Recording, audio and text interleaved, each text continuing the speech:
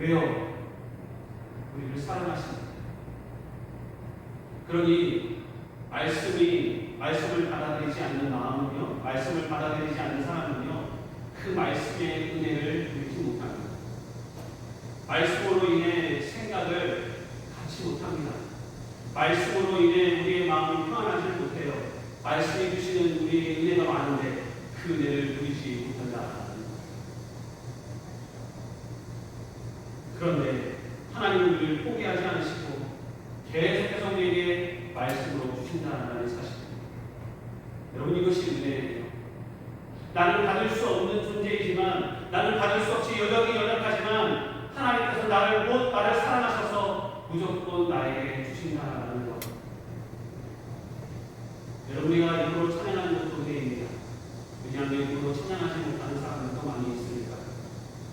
우리가 들을 수 있는 귀가, 말씀을 들을 수 있는 귀가 있어서 여러분, 그것이 은혜입니다. 왜요? 말씀을 듣지 못하는 귀가 있습니다. 귀가 있어도 말씀을 듣지 못합니다. 여러분, 우리가 마음이라는 게 있죠? 마음이 있어서 얼마나 감사한지 몰라요. 마음이 없으면 무엇을 보아도, 무엇을 들어도, 무엇을 쳐다봐도 느끼지도 못합니다. 우리는 느끼지 않아요. 좋은지 나쁜지 느끼지 않아요. 얼마나 감사한지 몰라요. 오늘 우리에게 마가복음 4장 1절에서 그들 말씀 주시는 이 씨 뿌리는 교유가 우리에게 주시는 은혜는 뭐냐?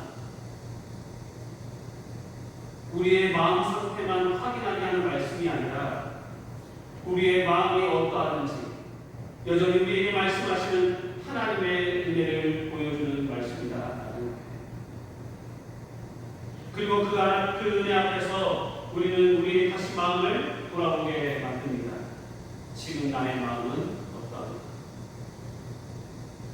중요한 것은 지금 내 마음이 길가인가 불밭인가 가시떨기인가 좋은 땅인가를 알아내는 데서 끝나는 것이 아니에요. 그보다 더 중요한 건 그 마음을 외면하지 않으시고 오늘도 말씀하시는 하나님을 바라보는 것입니다. 그리고 그 말씀 앞에 우리의 마음을 다시 하나님께 내어드리는 거예요. 그것이 오늘 말씀 주신 하나님의 놀라우신 목적과 이유라는 사실이죠. 사랑하는 여러분, 여러분의 마음이 어떠하든 괜찮아요. 길과 같아도 괜찮습니다. 돌밭과 같아도 괜찮아요. 사람은 늘 좋을 수만은 없으니까. 그러나 그럴 때 하나님이 주시는 말씀의 은혜를 거부하지 마십시오. 거부하게 되면 그 말씀으로 인해서 주어지는 은혜를 우리가 하나도 누리지 못해요.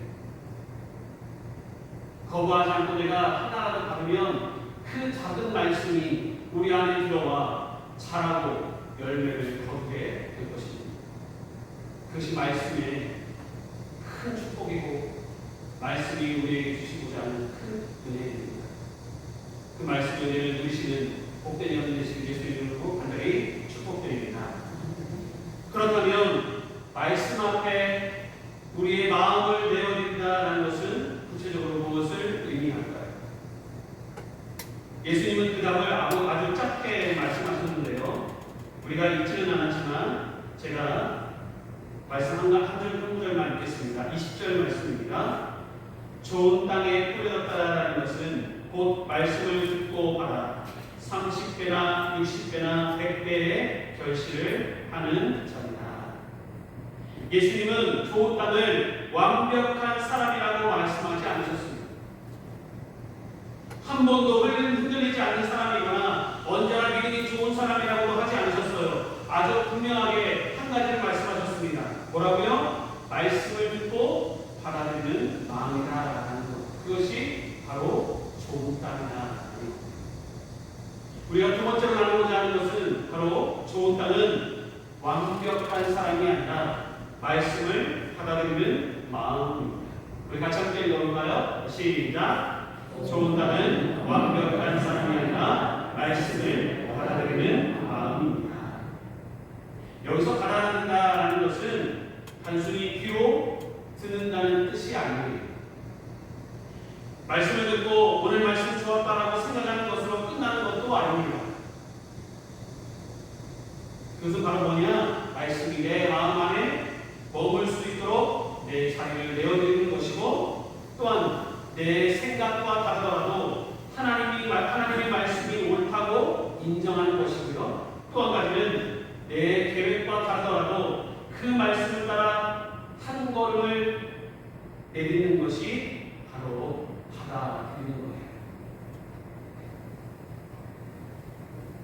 그러니까 귀로만 듣는 게 아니라 내 생각과 내 마음과 내 행동이 같이 움직이는 것이 바로 받아들이는 거예요.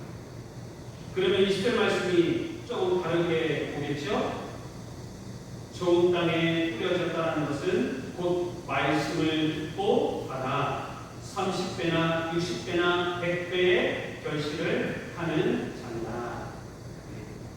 그렇게 해야 어떻게 된다고요? 30배, 60배, 100배의 결실을 맺는다라는 겁니다. 여러분, 주님께서 용서하라고 말씀하시면 마음이 당장 편해지지는 않을 수 있어요. 왜냐하면 상대가 내가 용서하고 싶은 사람이 아닐 수 있으니까요. 그래도 그 말씀을 붙들고 용서를 향해 한 걸음 한 걸음 걸어가는 것이 말씀을 듣고 받아들이는 거예요. 염려하지 말라고 말씀하시면 여러분 걱정거리가 또 사라지는 것은 아닙니다. 하지만 그 염려를 붙들고 그 걱정을 붙들고 있기보다 하나님께 가져가는 거예요. 그것이 내가 말씀을 듣고 받아들이는 거예요. 기도하라고 말씀하시면 긴 기도를 준비하는 것이 먼저가 아닙니다. 오랫동안 기도하는 것을 준비하라고 하는 것이 아니에요. 짧은 기도라도 하나님 앞에 마음을 여는 것입니다. 그것이 말씀을 듣고 받아들이는 것의 모습이라는 거죠. 여러분, 이처럼 말씀을 받아들인다는 것은 거창한 일을 하는 게 아닙니다. 오늘 들은 말씀을 오늘의 삶으로 이어가는 거예요. 내일 들은 말씀을 내일의 삶으로 이어가는 것이죠. 물론 우리 마음을 한결같지 않습니다. 길가 같기도 하고 돌밭 같기도 하고 가시떨기도 하고 좋은 땅일 때도 있습니다. 말씀을 붙들었다가도 다시 흔들릴 수도 있고요. 순종하기로 결심했다가도 내 생각이 앞설 수 있습니다. 염려를 맡겼다가도 다시 걱정이 마음을 채울 수 있어요. 이제 한국이 넘겼으니 다행이다. 또 하나의 소리가 몰려오면 거기서 또 흔들릴 수 있는 게 바로 우리의 마음입니다. 그러나 예수님은 단 한 번도 흔들리지 않는 마음을 좋은 땅이라고 말씀하지 않으셨다라는 겁니다. 흔들릴 때마다 다시 말씀으로 돌아오는 마음, 내 생각보다 하나님의 말씀을 다시 붙드는 마음, 그 마음을 좋은 땅이라고 말씀하시는 거예요. 왜냐하면 열매는 우리의 완전함에서 시작되는 것이 아니기 때문에 그렇습니다.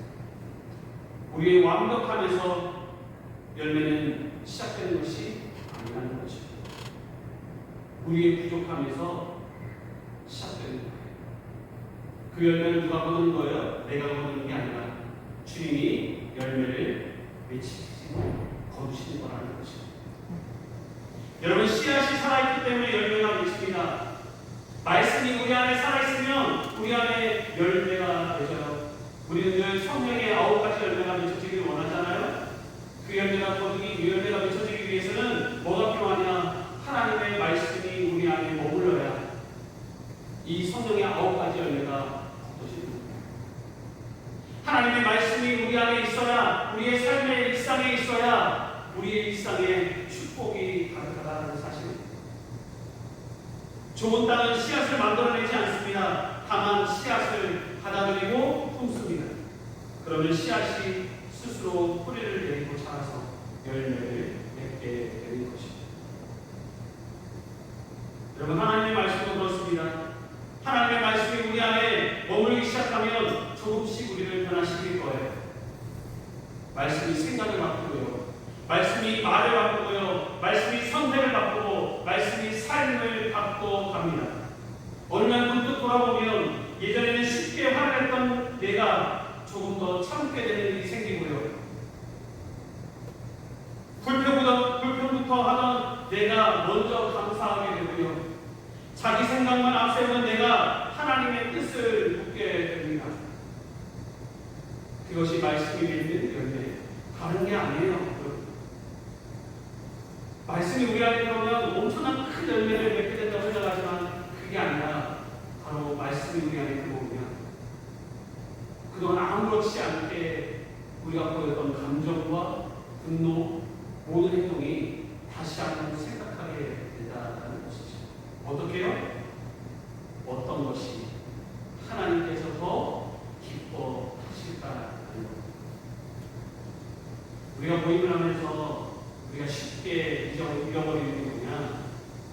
내가 말하는 것이 다 맞다고 생각해. 옳다고 생각한다는 거죠. 그럼 이것을 맞다고 다른 사람이 듣기에 그래 맞아 이렇게 듣게 하기 위해서 우리는 여러 가지 말로 설명과 붙여서 설명을 하게 돼요. 이에 의해서 이게